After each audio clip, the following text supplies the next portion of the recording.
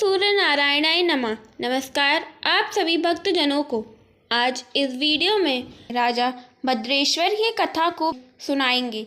सभी देवी देवताओं में भगवान सूर्य प्रत्यक्ष देवता हैं, जो उनकी पूजा अर्चना जप करता है उस पे प्रसन्न होकर शीघ्र मनोरथ सफल करते हैं। सूर्यदेव के उपासक को रोग भय दुख शोक नहीं रहता है।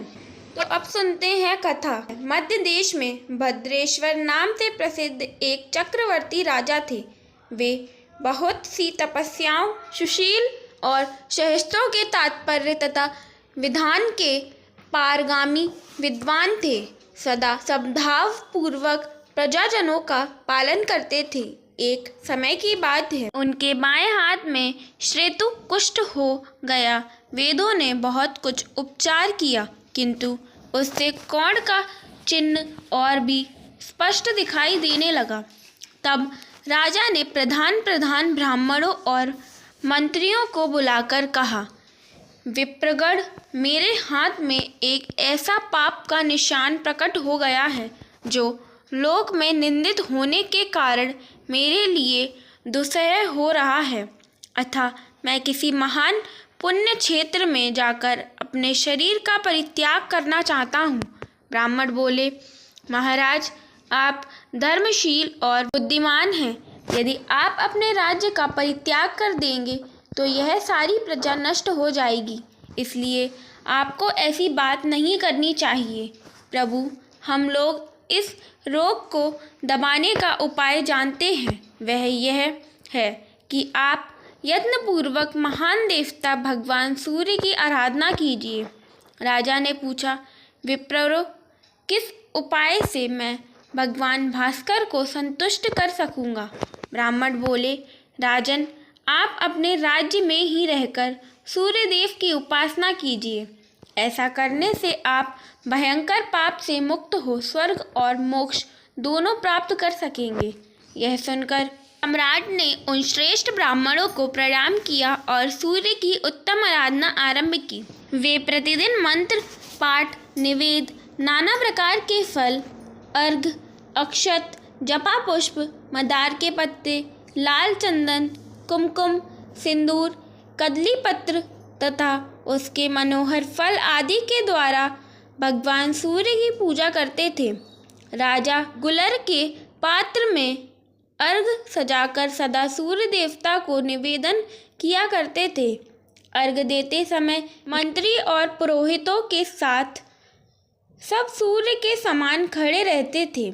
उनके साथ आचार्य, रानियों, अंतःपुर में रहने वाले राक्षस तथा उनकी पत्नियां, दास, सबने अनुष्ठान किया। क्रमशः 1 वर्ष व्यतीत होने पर राजा का रोग दूर हो गया। इस प्रकार उस भयंकर रोग के नष्ट हो जाने पर राजा ने संपूर्ण जगत को अपने वश में करके सबके द्वारा प्रभात काल में सूर्य देवता का पूजन और व्रत करना आरंभ किया।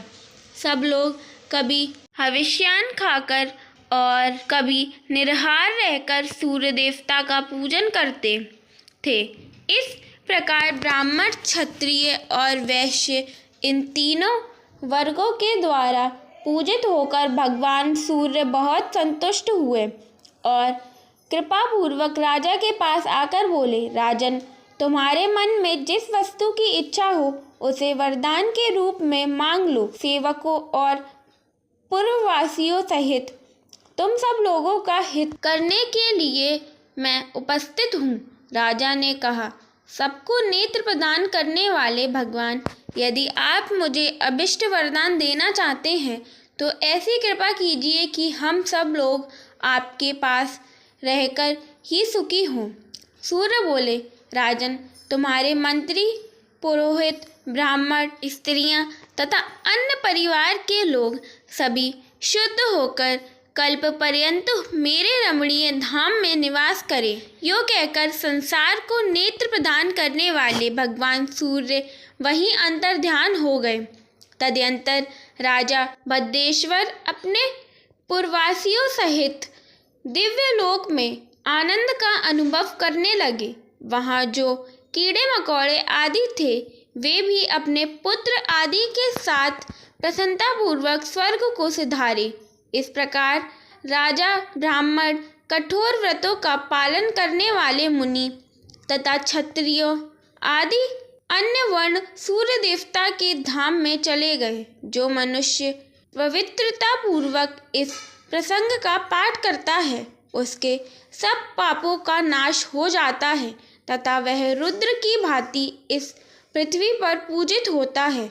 जो मानव संयम पूर्वक इसका श्रवण करता है, उसे अभिष्ट फल की प्राप्ति होती है। इस अत्यंत गोपनीय रहस्य का भगवान सूर्य ने यमराज को उपदेश दिया था। भूमंडल पर तो व्यास के द्वारा ही इसका प्रचार हुआ है। जो कोई इस कथा को सुनता है या पढ़ता है, सूर्यदेव की कृपा उसे प्राप्त होती है और वह सभी संकटों से मुक्त हो जाता है। ओम भास्कराय नमः। सूर्य नारायणाय नमः।